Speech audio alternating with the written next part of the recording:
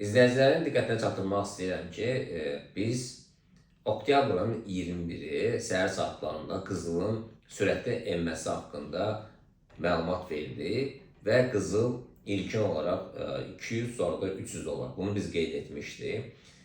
Yəni, sual ortaya çıxır ki, bizim izləyicilərimiz və ümumiyyətlə treyderlərin əksəriyyəti bu informasiyanın, məlumatı, datanı alandan sonra bu qaydalara əməl edirlərmi, yoxsa etmirlərmi?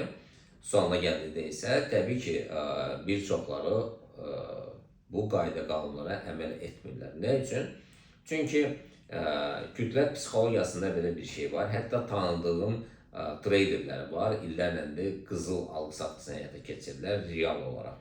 Yəni, onlarda belə bir düşüncə tərzi formalaşıb ki, gün ərzində qızıl 50 dollar, 100 dollar, 120 dollar əgər enərsə, ən azından 50% qədər də qalxacaq və yaxud da qalxarsa 50% qədər enəcək. Amma bu heç də elə deyil. Yəni, bizdə qayda qanunlardan, qızıl qaydalardan elə bir bəndlərdə belə bir cümlə var ki, satış siqnalı gəlməyincə biz satış etmirik, alış siqnalı gəlməyincə biz alış etmirik. Təbii ki, oktyabrın 21-i ilkin olaraq 200 dollara endi. Ondan sonra az korreksiyadan sonra 100 dollar endi. Ümumi olaraq 300 dollar endi.